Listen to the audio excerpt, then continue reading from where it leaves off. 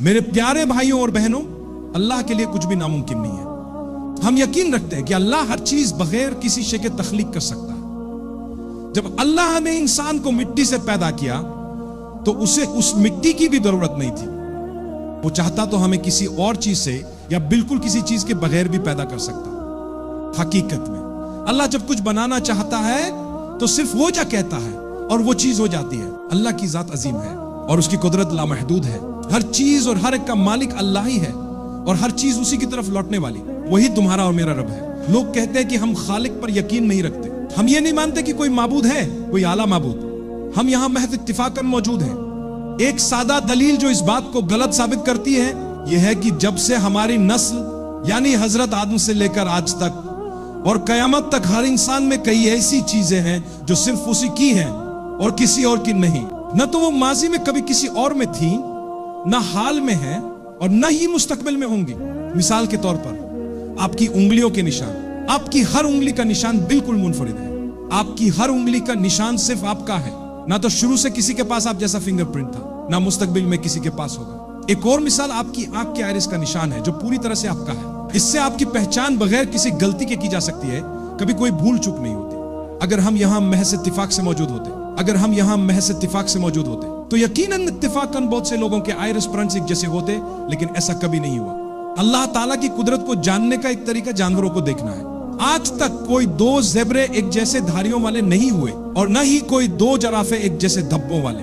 اسی طرح کوئی دو چیتے، تیندوے یا شیر ایک جیسے دھبے یا دھاریاں نہیں رکھتے۔ اللہ کی شان ہے، تمام تعریفیں اللہ ہی کے لیے ہیں۔ ہر چیز کو بے مثال خوبصورتی اور کامل ترتیب کے ساتھ بنایا ہے۔ ہر چیز آخرکار اسی کی طرف لوٹتی ہے۔ انسان خود کو کتنا ترقی یافتہ سمجھتا ہے، مگر حقیقت تو یہ ہے کہ یہ ترقی اللہ کی تخلیق کے مقابلے میں کچھ بھی نہیں ہے۔ میرے بھائیوں اور بہنوں، اللہ ہمیں اپنے قریب لانے کے لیے جو طریقے استعمال کرتا ہے ان میں سے ایک یہ ہے کہ وہ ہمیں ایسی آزمائشوں میں ڈالتا ہے جو ہمیں نیگیٹو محسوس ہوتی ہے۔ اگر آپ دنیا کی طرف دیکھیں تو اس میں بے یقینی ہوگی۔ کیوں؟ کیونکہ اللہ چاہتا ہے کہ آپ اس کی طرف رجوع کریں، اس کے علاوہ کوئی اور وجہ نہیں ہے۔ بے چینی ہوگی، کیوں؟ کیونکہ اللہ چاہتا ہے کہ آپ اپنے تعلق کو اس کے ساتھ بہتر بنائیں۔ جب آپ کو اپنے کاروبار میں پریشانی ہوتی ہے، بے چینی ہوتی ہے، یا بڑا نقصان ہوتا ہے یا کچھ پوری طرح سے تباہ ہو جاتا ہے، تو ایک مومن کے لیے اس کا صرف ایک ہی مقصد ہوتا ہے کہ اللہ چاہتا ہے کہ آپ اس کے قریب آئیں، اور اگر آپ ان میں سے کسی بھی چیز یا کسی بھی نیگیٹو صورتحال کی وجہ سے اللہ کے قریب آ گئے تو وہ یہ اللہ کی نعمت تھی، یہ اللہ کی رحمت تھی، یہ اللہ کا انعام تھا۔ اگر آپ کی ٹانگ کٹ گئی اور اس کی وجہ سے آپ نے اللہ کی طرف رجوع کیا تو یہ اللہ کی رحمت ہے۔ لیکن اگر اللہ نے آپ کو نوازا، آپ کو سب کچھ دیا، آپ کو ہر آزمائش میں کامیابی ملی، آپ کو اختیار دیا، خوبصورتی دی، علم دیا، بہت کچھ عطا کیا، اور یہ سب کچھ آپ کو اللہ سے دور لے گیا، تو یہ اللہ کی رحمت نہیں ہو سکتی۔ اس لیے اللہ کی نعمتوں کو سمجھے اور انہیں اپنے لیے اللہ کے قریب آنے کا ذریعہ بنائیں۔ میرے بھائی اور بہنوں، جب اللہ آپ سے کچھ چاہتا ہے تو وہ آپ کی زندگی میں آزمائش ڈالتا ہے۔ جب وہ آزمائش ڈالتا ہے تو اس کے قریب آئیں، فکر نہ کریں۔ اب پہلے شخص نہیں ہے جو بیمار ہے، اب پہلے شخص نہیں ہے جو تکلیف میں ہے، اب پہلے شخص نہیں ہے جنہیں وہ نقصان ہوا ہے جو آپ کو ہوا۔ نہیں، آپ سے پہلے لاکھوں لوگ تھے اور آپ کے بعد بھی لاکھوں ہوں گے، لیکن آپ اللہ کے لیے خاص ہیں۔ وہ آپ سے محبت کرتا ہے، وہ چاہتا ہے کہ آپ اس کی طرف آئیں۔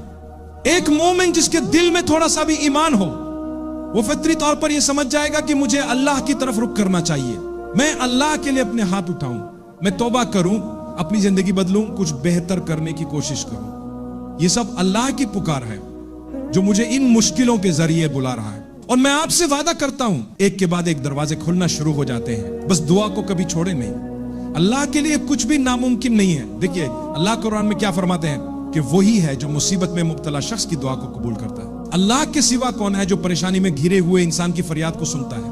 میں نے ایسے لوگوں کو دیکھا ہے جنہیں ڈاکٹروں نے کچھ عرصے کی زندگی دی تھی، لیکن 6 سال بعد بھی وہ زندہ اور صحت مند ہے۔ یہ سب کیوں ہوا؟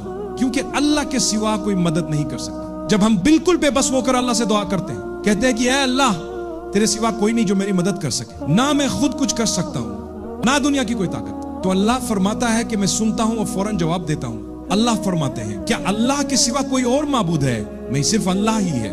تو ہم اللہ کی طرف رجوع کریں، اللہ کے ساتھ اپنے تعلق کو مضبوط بنانے کے لیے محنت کریں۔ نماز بہت اہم ہے، اور میں نے ایک راز جانا ہے، اگر آپ چاہتے ہیں کہ آپ کی زندگی بہتر ہو جائے، تو 5 وقت کی نماز کو خوش دلی اور شوق سے پڑھیں. تھوڑا سا پہلے آئیں, اپنی نماز کو مکمل کریں اور پھر واپس جائیں.